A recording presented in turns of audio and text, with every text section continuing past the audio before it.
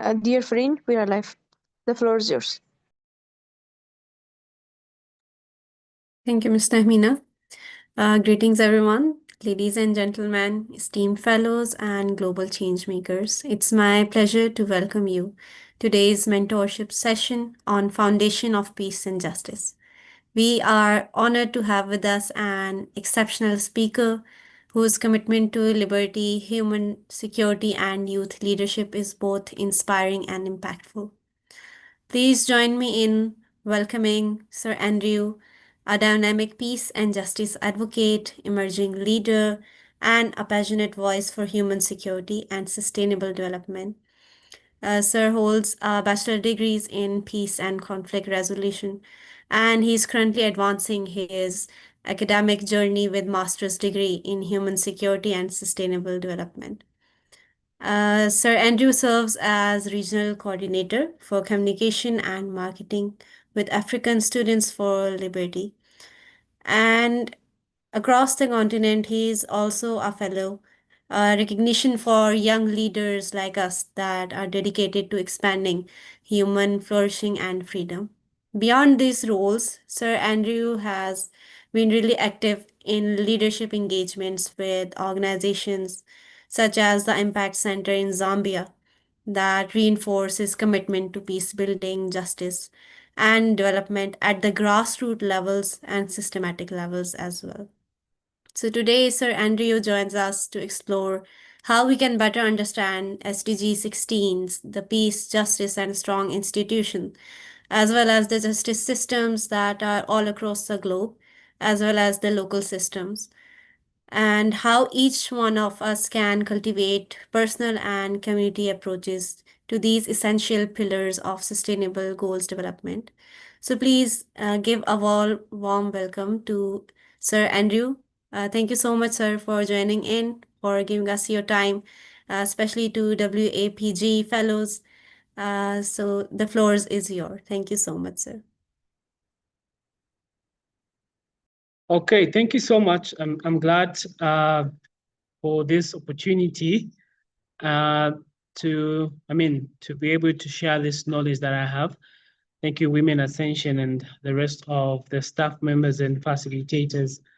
Okay, so today my session is a bit practical. I will not be able to speak alone, but I would love to engage all the participants. And by now, I'm pretty sure you've gotten to understand some concepts to do with peace and justice, and also understanding SDG 16 and global peace and justice systems. This is something very important, and I would love us to just be practical about everything. So my name is Andrew Munganga. I'm a founder of the Impact Center for Policy Research. And just like everyone has gotten to know me, I think by now. And at the end, we should be able to explain SDG 16, the targets and also the indicators, differentiate the negative and positive piece, understand the rule of law, comparing the global and local justice systems, because we have our own different justice systems in each and every country, and so we'd love to compare how are they performing, and trying to see if they are in the same lane in promoting justice. Then we will look at and articulate, your peace and justice leadership vision, so that at the end of it all, you should be able to have, a practical lens about peace and justice. So I have a picture with me on the screen. I would love any one of you to just say something about what you can see. What can you see on the screen?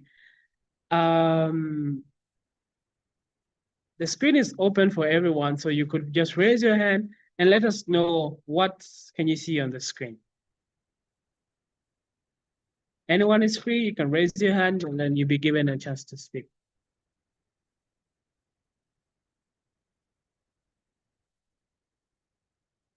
Ngala, Beatrice, go ahead. Then we'll go to Hamida. Yeah, I don't want to give meaning to it, but I've just seen a picture and the writing there, save my future, stop war. So in my mind, I'm already thinking about conflict. That's the basic I can say. Like I said, I didn't want to give meanings yet. Yeah. Thank you for sharing what comes into your mind when you see the picture. All right. Faladi.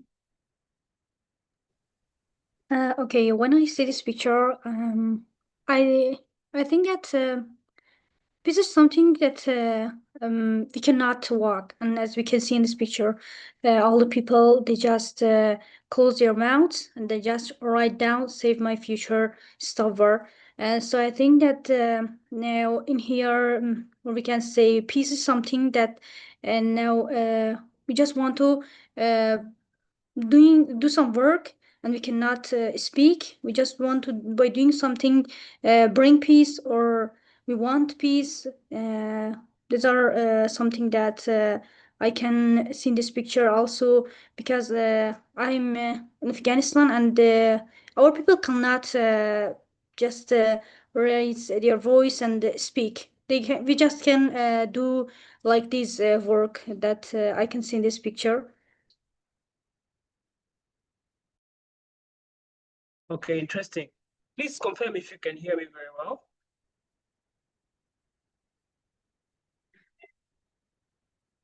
Can you hear me?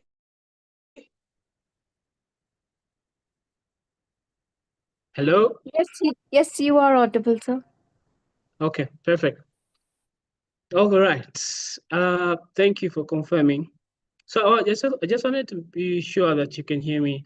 And thank you for those responses. It's amazing to understand that you already know and you're able to see what's in the picture, and you're able to just, share with us the next picture. What comes into your mind when you see this particular picture?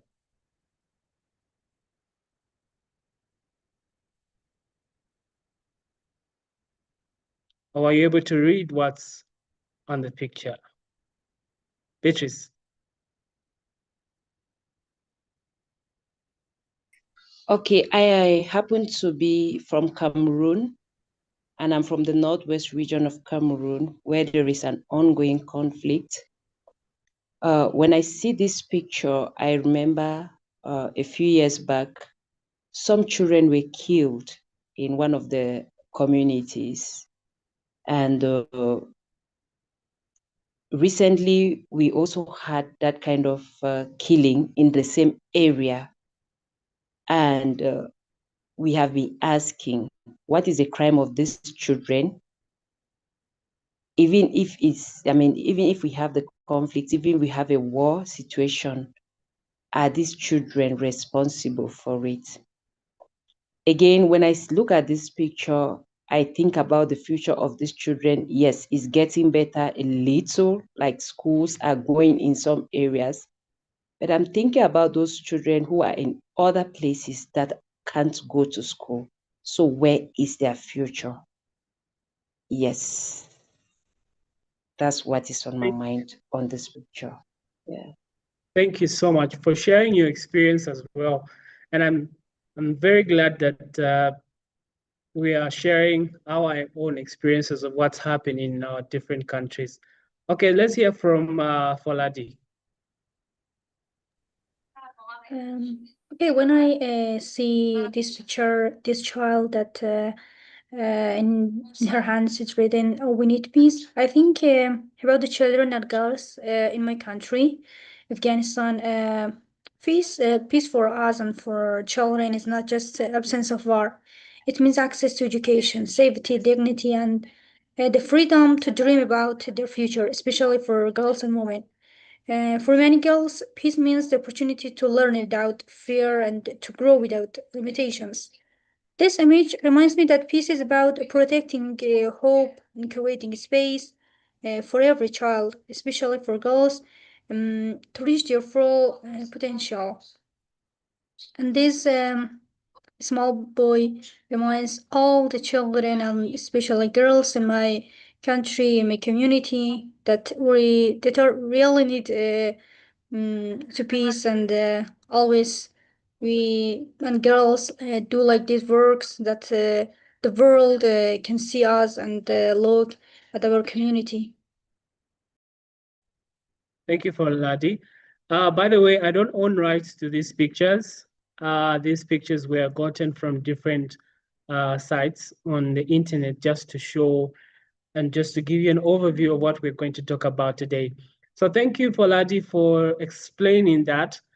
And for sure, peace is not just the absence of war, but also the absence of health, absence of, lack of quality education. It's also, it's also a conflict on its own. So conflict is not just a place where we do not have peace, but it's also where we have lack of quality education, where we don't have good and quality health care and all those kind of things. So thank you. Okay, so today we're going to look at the Peace, Justice, and Strong Institution, that is SDG 16. There are so many SDGs, as you are aware, but today we're so specific, or specifically looking at the peace, justice, and strong institutions with different targets, as you can see on the screen. So 16 to 1, 2, 3, 4, 5, all the way. We have different targets, but we're not also going to look at all these, but we're also going to look at a few of them, and just to give you insights about this particular SDG. So what is SDG 16? The United Nations Sustainable Development Goal 16 is the peace, justice, and strong institutions. So the whole aim is to promote peaceful and inclusive societies. Peaceful and inclusive societies. So where there is peace without inclusivity, then it is not 100% peace, I would say. But if there is promotion of peace and also inclusive society, then we could say, well, that is peace. It's also aiming to provide access to justice for all. Now, in the last session I had, I think the first session, is it 2 weeks ago or last week, we were looking at, justice. And so SDG 16 is providing access to justice for all. Everyone has a right to receive, fair justice. No matter the color, wherever you're coming from, whether you are a male, a female, African, European, American, you have the right to have access to justice, and also build effective, accountable institutions at all levels. So we have different institutions that help in enforcing the law, the rule, the rule of law, as well as peace. We have institutions like the police, institutions like the courts, and other stakeholders that help to promote justice in different countries. So SDG 16 is trying to build effective, accountable institutions at all levels, because then we have different kinds of stages on how we get to receive justice and how we get to access justice. And so this particular SDG is saying it should be at all levels when we're trying to build effective and accountable institutions. Now, the key targets of SDG 16 is to reduce violence and related death rates, end abuse, exploitation, trafficking, and torture. I'll have to explain each one of these. So to reduce violence and related death rates, we've seen a lot of violence and conflicts happening around in Africa, in Afghanistan, some Islamic countries. If you look at Africa, we have my neighboring country here, which is the DRC. There's been conflict there for so many years. If you go to the north, if you look at the North Kivu, in the DRC, conflict there has been happening for so many years now. But SDG says, let us try to reduce the violence and the death-related, rates or the death rates in society and in our different countries. So the other aspect is ending abuse, exploitation and trafficking and torture. The last speaker we had at that time, she was sharing with us a real life experience on how she was trafficked and she was used in a way that was not, how can I put it? In a way which she did not like herself. So that was a very good experience, and thank you that she was able to come out open. And so it's the SDG 16 is trying to end abuse, exploitation, human trafficking, of course, and torture. So the other aspect or target is to promote rule of law at national and international levels. The rule of law is very important. Imagine a world where there is no constitution, or a country where you do not have a constitution. The constitution is the highest or strongest document, in simple terms, that each and every country has. And imagine if a world or a country without a constitution, meaning the rule of law you cannot uphold the rule of law in that particular country. So it's trying to promote that. Ensure equal access to justice. I have said this many times, equal access to justice for everyone. Reduce corruption and bribery. Wow. Those in Africa can concur with me how much there's kind of corruption in our continent. Because of corruption, we see poverty levels going high. Because of corruption, we see conflicts escalating. Bribery is another issue to talk about. Develop accountable and transparent institutions. Protect fundamental freedoms. I'm in love with fundamental freedoms because everyone is entitled to them by virtue of them being a human being. So every one of us is entitled to fundamental freedoms and human rights. Ensure inclusive decision making. So because they are young people, they are not obliged to make decisions. Who said so? Well, we all have, we are all obliged to be making decisions, and so there should be an aspect of inclusivity. Understanding SDG 16 indicators, it is measured through the following indicators, such as the homicide rates. How do we measure if we are about to achieve SDG 16? Let's not just talk about SDG 16, how we want to achieve this. Well, it's okay, but then we need to measure, are we heading to the right direction or not? If we just keep on talking about SDG 16 and not realizing that, oh, well, we're about to reach this target, that becomes very dangerous. Now, the first indicator is homicide rates. How many cases, death rates have we reduced in this particular region? For example, there's so many death rates in, I would love to give, I'm giving a lot of examples from the DRC because I did a study about the conflict and mineral resources in the DRC, and so I'm able to be practical about it. If you go to other countries, there's so many homicide rates. People are dying every day, they're being killed and all those kind of things. But if you see the numbers are reducing, then just know that, okay, we're heading to the right direction because SDG 16 says we should be able to reduce the death rates. But if we're not reducing the death rates, then we're not heading anywhere. And so conflict-related deaths, if they are being reduced as well or ended, it's fine. People are dying because of this particular conflict. It's fine.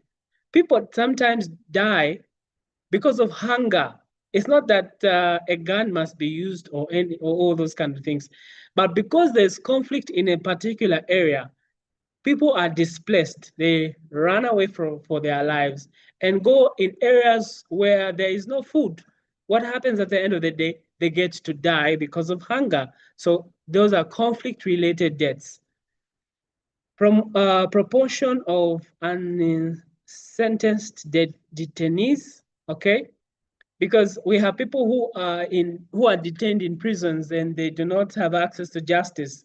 They do not know whether they committed that particular offense. Are they guilty or they are not guilty? So the proportion of the unsentenced detainees in cells, in prisons, if we see that we are reducing or we do not have people who have been detained in cells without accessing justice in the courts, then just know that we're heading somewhere. Corruption perception levels. How low are corruption levels in your country? I don't know in Zambia. I should be able to do a bit of some research. But at some point in time, we saw high levels of corruption escalating in our country.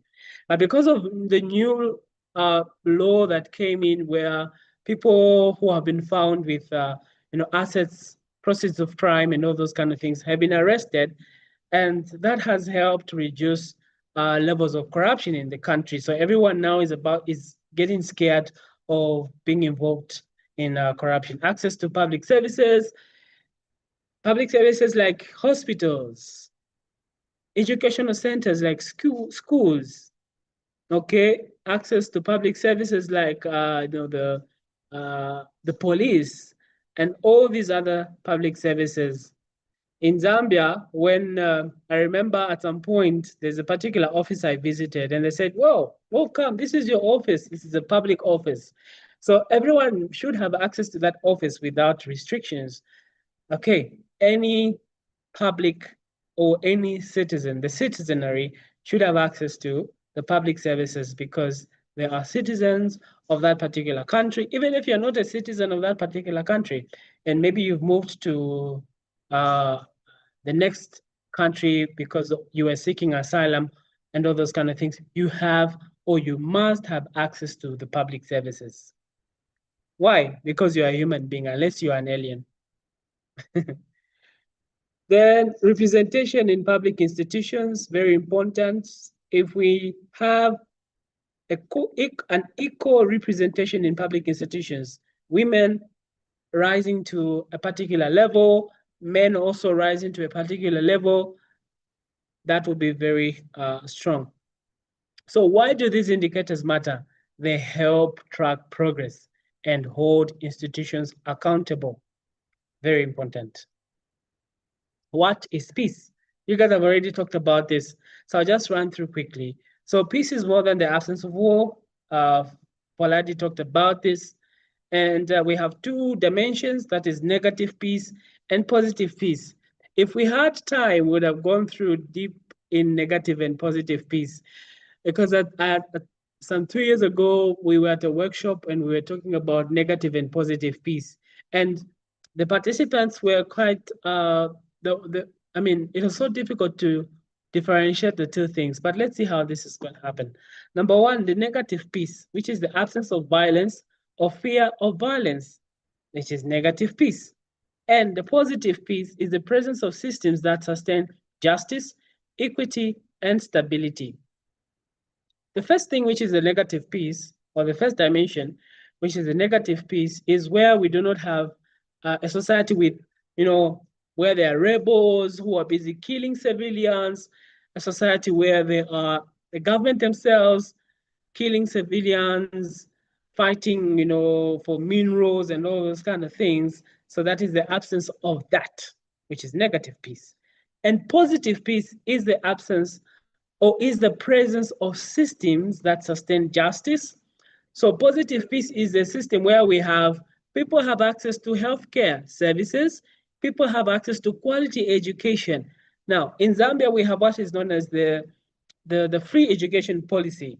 Now, that is the promotion of positive peace because now everyone has access to free education, even though there are challenges of, a few desks and all those kind of things, but that is still positive peace. Very practical examples.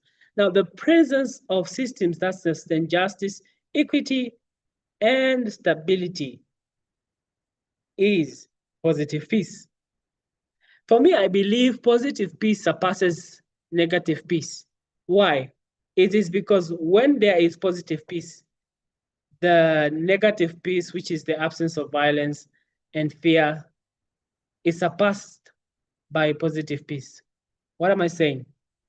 The Boko Haram in Nigeria, if there's a Nigerian here, you can correct me, but according to what I read, those rebel leaders came up because of lack of systems that sustained justice, equity, and stability in Nigeria.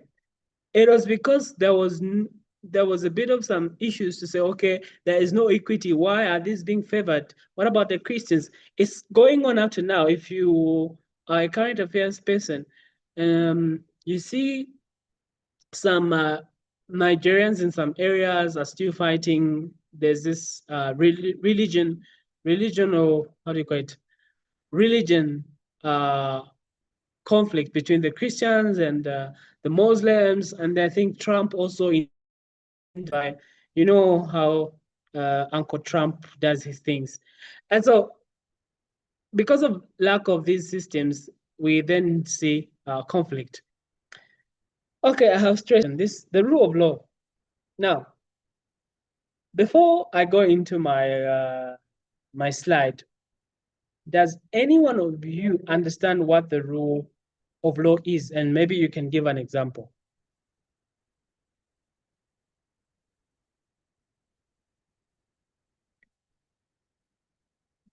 Okay, anyone? Okay. Can you hear me?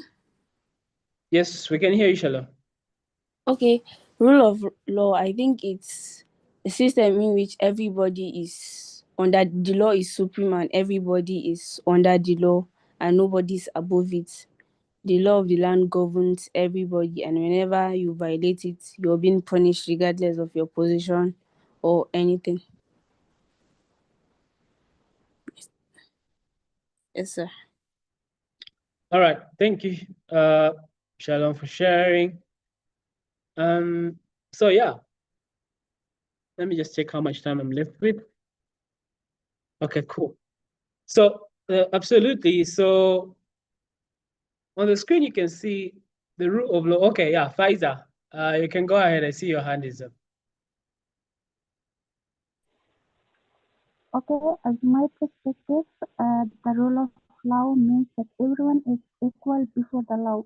No one is above the law, and law Sorry, we can't hear you. must be We applied can't really hear fairly to you. all people. Hello, we weren't able to hear you. Can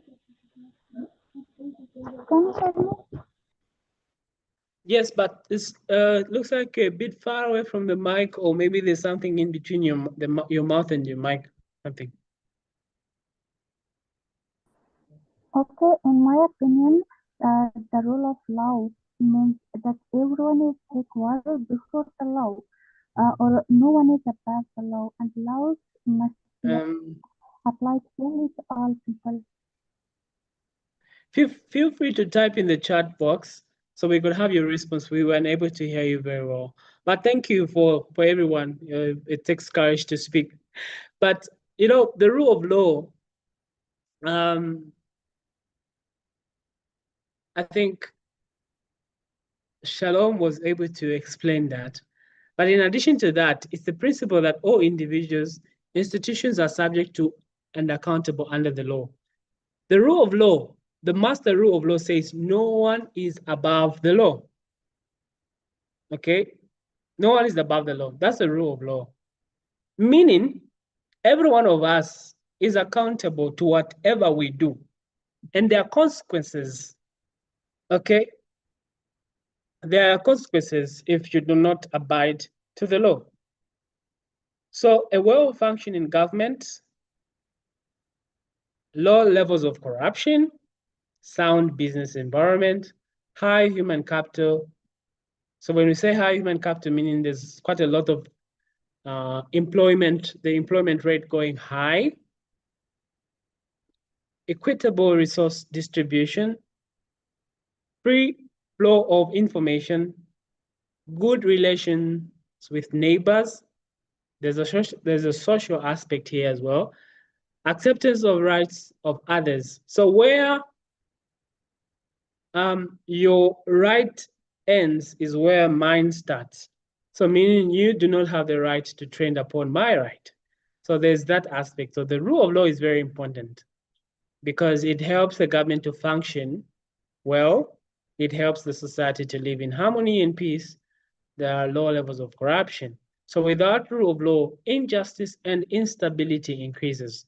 And by now, you should understand what injustice is and instability.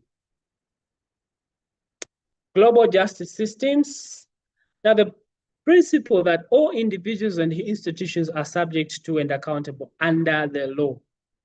So the global justice systems, is just like the word itself says, global.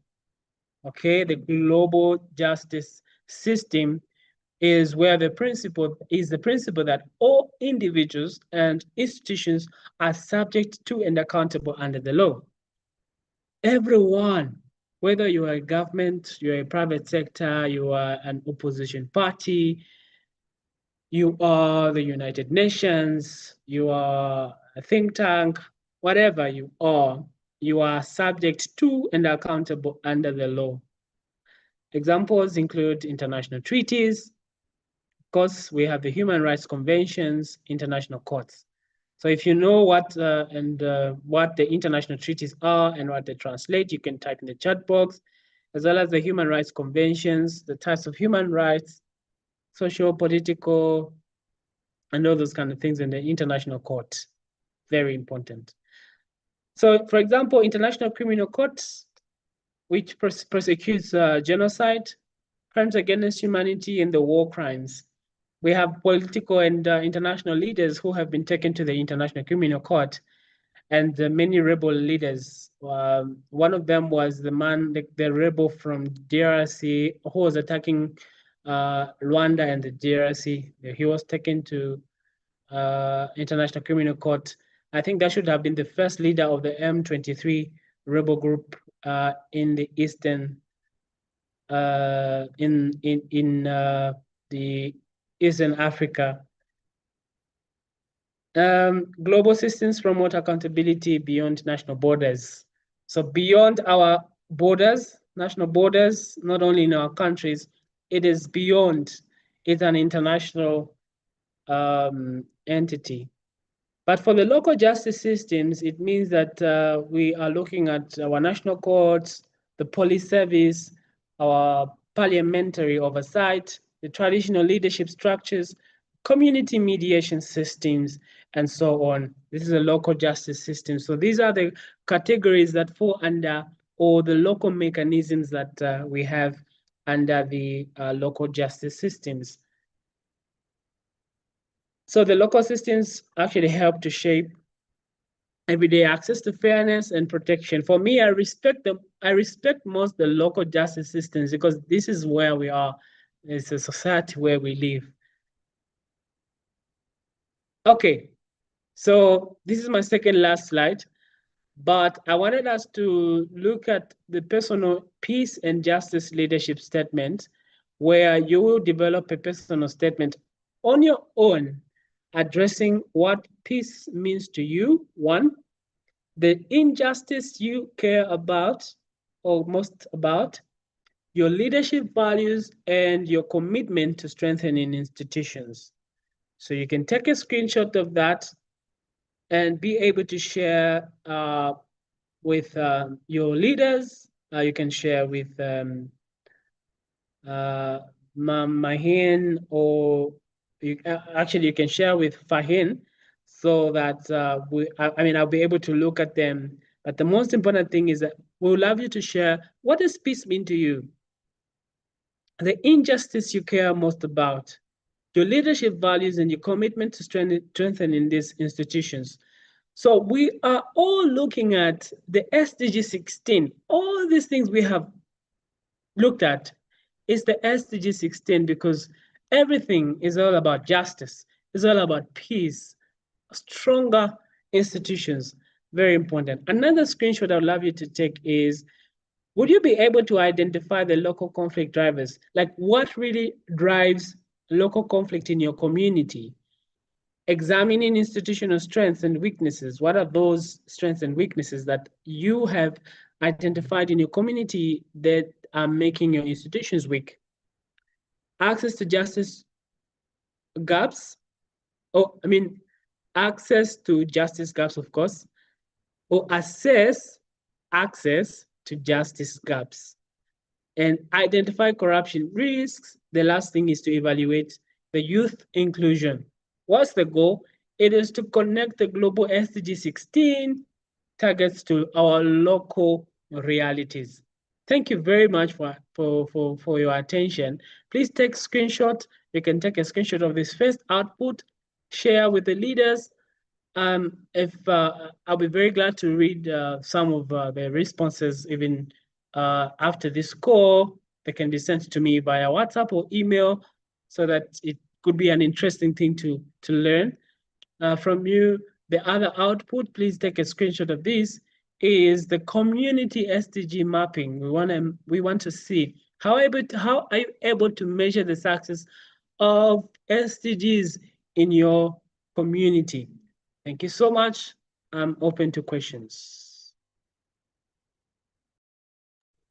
Thank you so much, Sir Andrew, for sharing your insights and knowledge about SDG 16.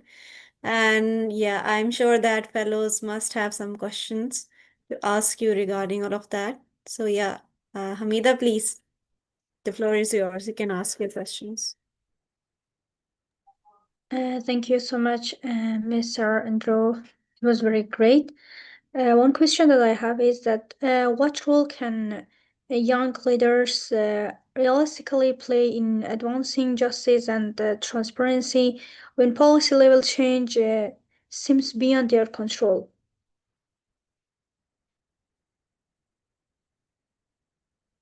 Okay, thank you. That's a very good question. And the event that I was attending a few minutes ago was on what is the role that young people have in shaping the public policy in our country? And it's quite similar to the question that you've asked. So what role do young people have?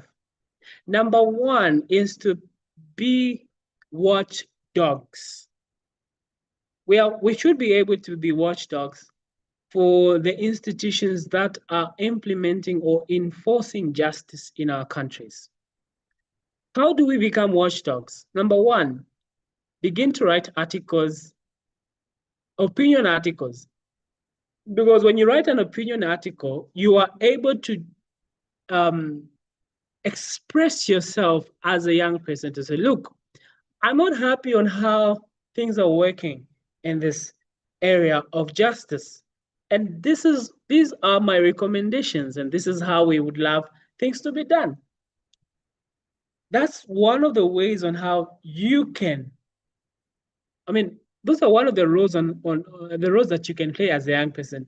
Begin to write articles. There are so many outlets. If you want, you can write to different newspapers, visit the media, speak on the radio, analyze, those particular policies that are not helping in promoting justice in your community. Apart from writing articles, you can also, engage yourselves as young people in having these particular discussions and raising awareness, because so many people don't know the process. They don't know what to do. And that's why we see some of them going into the streets, rioting. Some say it is good, but to me, as a peacemaker, I don't think rioting is a great process of wanting to be heard, because then you will be solving conflict with conflict, which is not a very good thing. So raising awareness, come up with groups and discuss about these things and all those kind of things. Thank you for your question. Thank you so much, sir. You're welcome. Beatrice?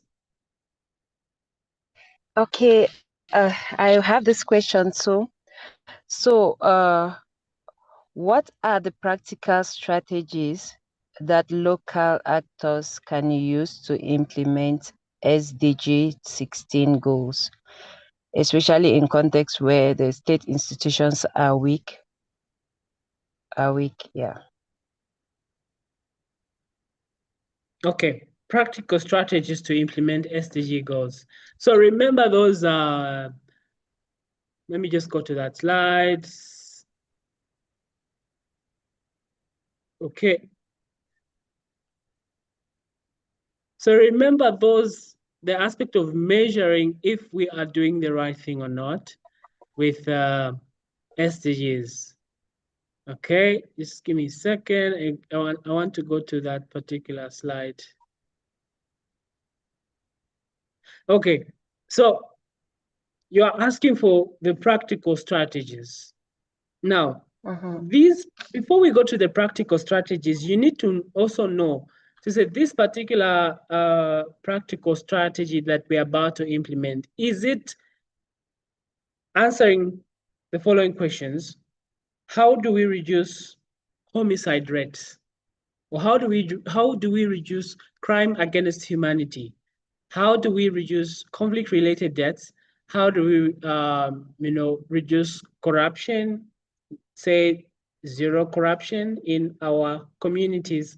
So every strategy should be able to you should be able to measure if you are ending or you are reducing, for example, homicide rates in that particular country. So one of the practical strategies, like I had mentioned earlier, is community engagements, okay?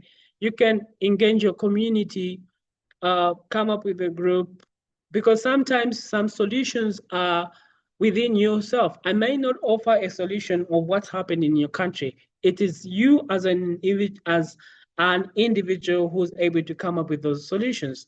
For example, you can host a community engagement with a few women and men, and then say, okay, look, we have this situation in our country, but how do we sort out this issue in our community? How do we sort out this issue? So your community engagement will then come up with, solutions on how death rates related to conflict can be reduced or ended, go up to zero.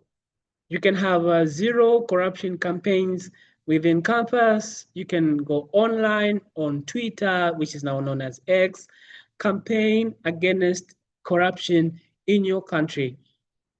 Okay. The other aspect is you can have some peace clubs, in different youth communities, in schools, and all those kind of things.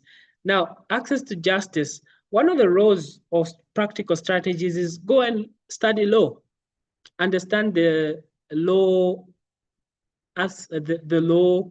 I'm trying to look for a word I can use, but you can get to understand how do you practice law in your community, and how are you going to help protect the people that are being victims of these crimes that is happening in your country. So practice law, understand public policy, what's the strategies involved for me to be a strong advocacy in promoting SDG 16. Thank you for that question. I hope I've answered it correctly. Yes, sir. Sir, I have a question that, Yes. we were talking about the developing or underdeveloped countries. So, especially in South Asian societies, we often face political polarization and social divisions. So, in such environments, how can we promote the positive peace rather than the temporary stability? Okay. So I understand, there are some environments that are not really conducive. The political polarization, and sometimes the environment is really, really bad. For example, in Uganda, oh my God, they just had their elections a few months ago, or maybe last month, and there were so many political unrest there because people were coming out and open. look, we want peace, we want this. Oh, these election results were not okay, and all those kind of things. And some of the people were being arrested. But then how do you deal with that situation so that you stay out of trouble? I think number one is just to read the situation at hand. How's the situation like? Don't risk, because in as much as you'd love to promote positive peace, because I mean, that's one of the positive peace, I think, it's rarely advocated for in some societies, because people think negative peace is the only thing that we need, but they forget about the positive peace. So you could be able to strategize, you know, by, okay, I said read the situation, see if the environment is quite conducive for you before they arrest you. But if you're a strong advocate, go for it, but just be very careful. So I'll give a very practical example on some ways on how you can avoid, being arrested or finding yourselves in situations in order for you to afford positive peace and ensure that there is good and quality health in your society. Well, one of them could be, I want to be very practical. How do you do this? One of them could be have a bold decision to be a decision maker. Because once you get to be a decision maker, meaning your influence will be quite different from the time when you were not a decision maker. Many of the times when us young people have just stayed back and said, oh, well, the decision making is not for us, it's only for people that are bigger and all those kind of things. But if we are bold enough to take the decision to say, look, I also want to be a member of parliament, meaning your decisions and your recommendations will be more of influence than any other ordinary citizen. If you become a decision maker, you will be able to promote justice, promote high quality healthcare services and quality education and all those kind of things. So every one of us, if we haven't thought of getting there, being able to make decisions, this is the right time. Let's we would really love to see members of parliament out of this class, out of this group, who are able to stand boldly making decisions. I hope I've answered your question. Otherwise,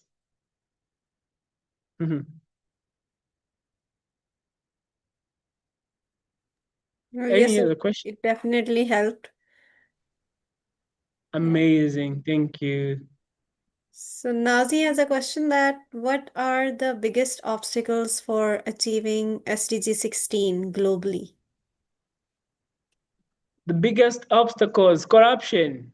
I think corruption is the biggest obstacle, because once a leader is corrupt, trust me, you can never have quality education, because every time money comes in, they would love to divert it to other projects for self-interest.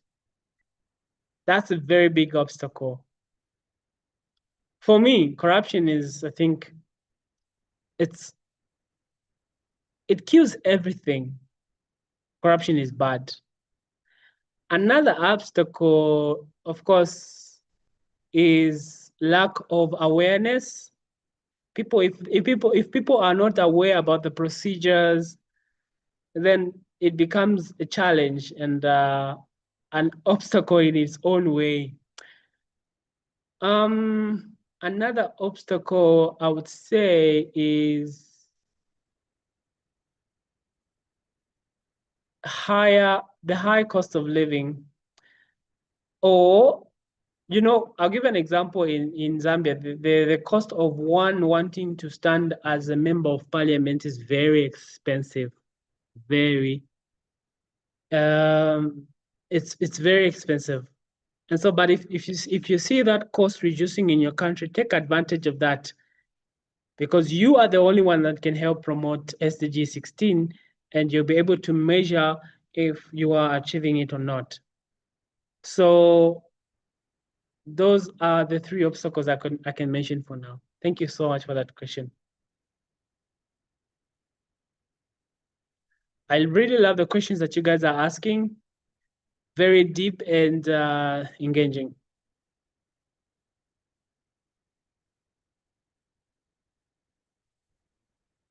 All right. If there are no any other question, honestly speaking, I'm so glad to do this with you. These are topics that I am learning every time. I love talking about peace. I love talking about development, sustainable development, and public policy. It's at heart. So if there are no any other further questions, thank you, Women Ascension, for this opportunity. I'm looking forward to the next one. In the next 1 week, we'll be looking into another dimension so that we get to understand this in depth. Otherwise, God bless you all. Thank you.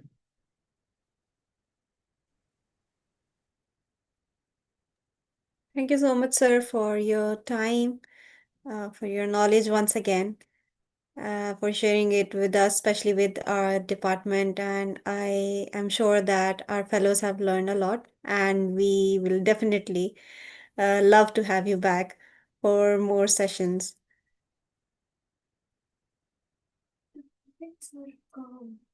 Thank you. I have to leave you